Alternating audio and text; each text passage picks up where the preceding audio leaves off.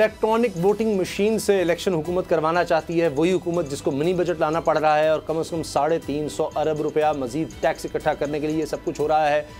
जिस हुकूमत को अगले 2 सालों में भी बिलियंस ऑफ डॉलर्स कर्ज में वापस करने हैं, मजीद कर्जे भी इसके लिए लेने पड़ेंगे, तो जिसको 350 रुपया इकट्ठे करने में जान डाले पड़े हुए हैं वही हुकूमत कह रही है कि जी इलेक्ट्रॉनिक वोटिंग मशीन से इलेक्शन करवाने हैं, जिसमें कम से कम खर्चा बताया जा रहा है 350 अरब रुपया आएगा। अब गुलाम मुर्तज़ा साहब, ये 350 अरब ये किस तरह से इकट्ठे होंगे? हुकूमत कह रही है जी जो भी चाहिए होगा हम देंगे, ये इतने पैसे कहां से हुकूमत दे लेगी?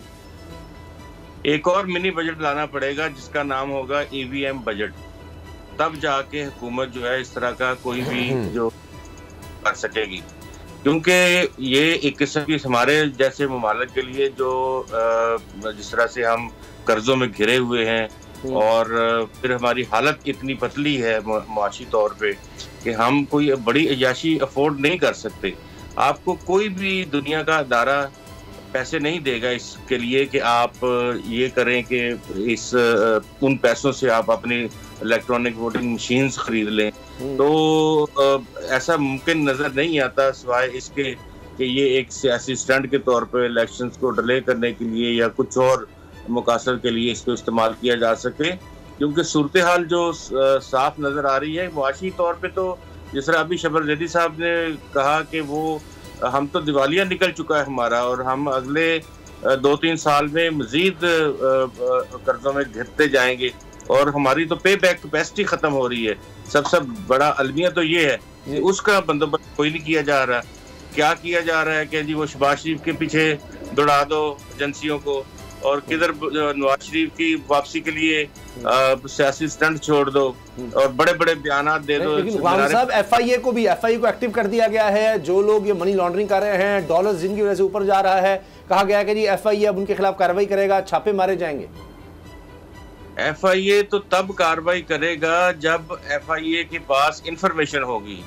मुझे बताएं कि जो लोग डॉलर की ट्रेड करते हैं या डॉलर पे जो चीजें चल रही होती हैं वो टेलीफोन के ऊपर थोड़ी चलती हैं, वो तो चिट्ठों के ऊपर चलती हैं और उन चिट्ठें एक दूसरे को वो देते हैं और उससे आगे इंफॉर्मेशन पास ऑन होती है। उनके अपने कोड वर्ड्स होते हैं जो ये काम कर रहे होते हैं।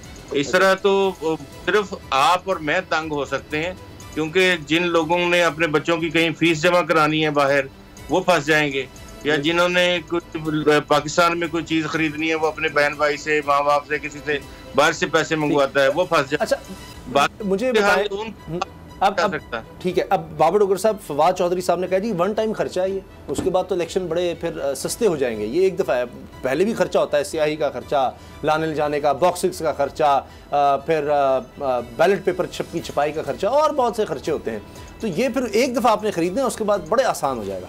उसामा साहब, ये कोई ग्रोइंग इकोनॉमी वाला मुल्क हो, वहाँ पर ये बात हो रही हो तो समझ में आती है कि ठीक है जी इकोनॉमी ग्रो कर रही है, मुल्क के माशी हालात ठीक हैं, तो हम ये तजुर्बा कर लें, ईवीएम का तजुर्बा कर लें, कोई हर्ज नहीं है, इसका कोई अवाम पर इम्पेक्ट नहीं आएगा। 650 अरब रुपये का आप मिनी बजट इसलिए ला रहे हैं कि IMF से कर्जा आपको मिलना है। आपके इत्तेहादी आपसे खुश नहीं है क्योंकि उनको पता है कि अगर ये 650 अरब रुपए का मिनी बजट आता है, अवाम पर नए टैक्सी लगाते हैं, तो हमने अवाम को क्या मुंह दिखाना है। दूसरी तरफ अवाम पे 650 अरब के आप टैक्स तो लगा रहे हैं, लेकिन सिर्फ अपने एक तजर्बे के लिए, अपनी एक जिद के लिए आप 350 अरब रुपया ईवीएम पे ज़ाया कर रहे हैं। यही वो पैसा अवाम पे जो अजाफी टैक्स लग रहे हैं उस पर एडजस्ट कर दिया जाए। यही पैसे जब हमको सब्सिडी दे दी जाए, गरीब आदमी को रिलीफ दे दिया जाए, बिजली में रिलीफ दे दिया जाए, पानी में रिलीफ दे दिया जाए, गैस में रिलीफ दे दिया जाए। ईवीएम का मसला अगले साल पे छोड़ दें। क्यों ये ईवीएम लाना चाह रहे हैं? जिद क्या है उसामा साहब? मसला सिर्फ इतना है कि जनाब के इनको ये डर है कि अगर इस जनरल इलेक्शन में गए तो हम हार जाएंगे। ईवीएम में कोई ना कोई ऐसी चीज़ डालेंगे जिससे रिजल्ट चेंज किए जा सके। इसके अलावा मुझे और कोई तुक नजर नहीं आता। ये भी तो हो सकता है, ये तो अब वो तो कह रहे हैं कि जी कहीं से भी चेक करवा लें, हमने थोड़ी बनानी है इलेक्ट्रॉनिक वोटिंग मशीन, ये बाहर से इंपोर्ट करनी है।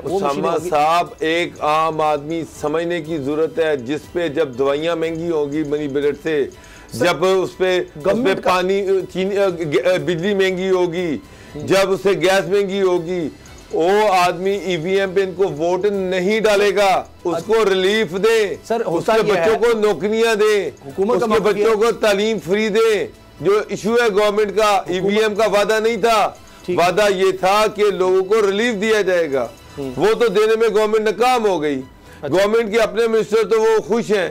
अब ये मैं तो समझता हूँ कि ईवीएम बेतुकी सी बात है सर। आप 350 अरब रुपया कहाँ से लेके आएंगे? अच्छा, अगर 350 अरब रुपया आपके पास है तो फिर आप वो मिनी बजट जो 650 अरब का है उसको आप 300 अरब पे कर दें। अच्छा, बाकी एडजस्टमेंट कर लें। अच्छा गुलाम रज़ा साहब, अब हुकूमत का मौक़िफ़ तो ये है कि देखें, इलेक्शन अगर फ्री एंड फेयर नहीं हो पाते या चले इल्ज़ामात जो लगते रहते हैं उसकी वजह से जो भी हुकूमत आती है वो एकदम इस्तेहकाम का शिकार रहती है कि जी दूसरी पार्टी कह रही है, सारी अपोजिशन जमातें इकट्ठी हो जाती हैं, जी इलेक्शन रिग्ड थे, ये था वो था।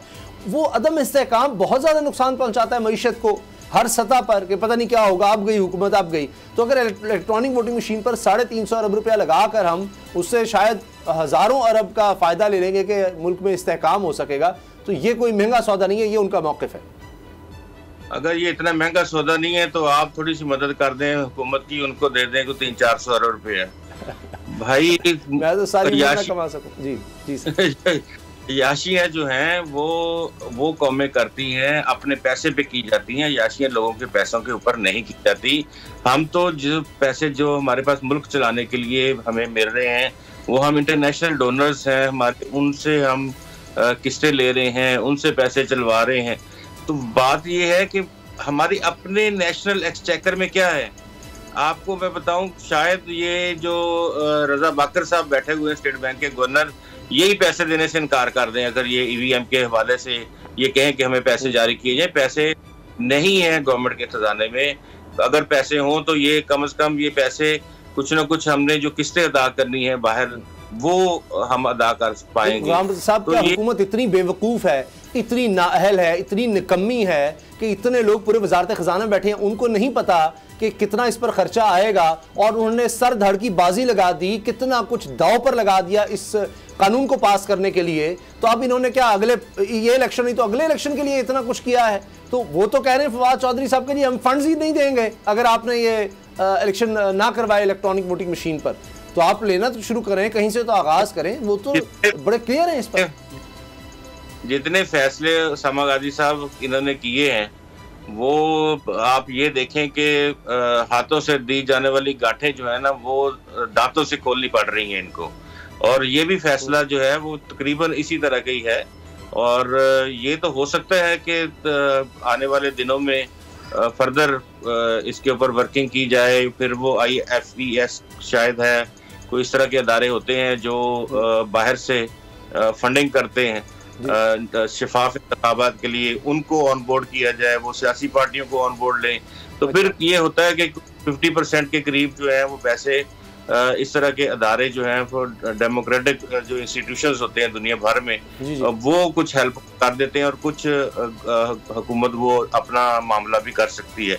लेकिन जब कंसेंसस डेवलप नहीं हुआ तमाम सियासी पार्टियों के दरमियान, अगर ये कर भी लेंगे, अभी तो अपोजिशन खामोश है क्योंकि उन्हें पता है कि इनसे पैसे ही नहीं पूरे होने। अच्छा। और अगर ये उस तरफ चले भी गए तो फिर ये सुप्रीम कोर्ट में अच्छा। लेकिन और गुलाम साहब आप जो बात करें, राना सनाउल्लाह साहब तो ये कह चुके हैं बाबर साहब के जी हम आग लगा देंगे, ये इलेक्ट्रॉनिक मशीन को निकाल लेंगे, इसको आग लगा देंगे, हम पोलिंग बूथ से निकालेंगे, इलेक्शन के जो दफातर है वहाँ से निकालेंगे और आग लगा देंगे। तो वो तो इस हद तक जाने को तैयार हैं। अगर जो गुलाम साहब कह रहे हैं मे भी हो सकता है कि ये वाकई कि जी कई इदारे हैं कहते हैं जमहूरियत के लिए अच्छा चलें जी हम आपको फंडिंग करते हैं या आसान कोई लोन दे देता है, उस तरफ हुकूमत जा सकती है। लेकिन अगर आग लगाने वाली बात आ गई वो तो उल्टा लेने के देने पड़ जाएंगे। देखिए उसामा साहब, जो जॉइंट अपोजिशन है वो सारी EVM मशीन के ख़िलाफ़ है, चाहे वो फिर पार्टी है चाहे नून लीग है, वो EVM पे के लिए तैयार नहीं है। सर वो तो हर चीज़ के खिलाफ होते हैं। अगर कहीं से फंडिंग आ जाती है तो फिर वो कहेंगे देखें जी हुकूमत कहेगी फंडिंग भी आ गई है। मुझे आप एक बात बताएं, दूसरी तरफ इमरान खान साहब जो हैं, अभी शब्बर साहब उनके बारे में कमेंट कर रहे थे मेरा उनसे सवाल था कि जो उनके इर्द गिर्द लोग हैं वो तो कह रहे कि पाकिस्तान दुनिया का 37 मुल्क है, तो उन्होंने इस पर अफसोस का इजहार किया। बोल एंटरटेनमेंट के शोज देखने के लिए हमारे चैनल को सब्सक्राइब करें और बेल आइकन पर क्लिक करना ना भूलें।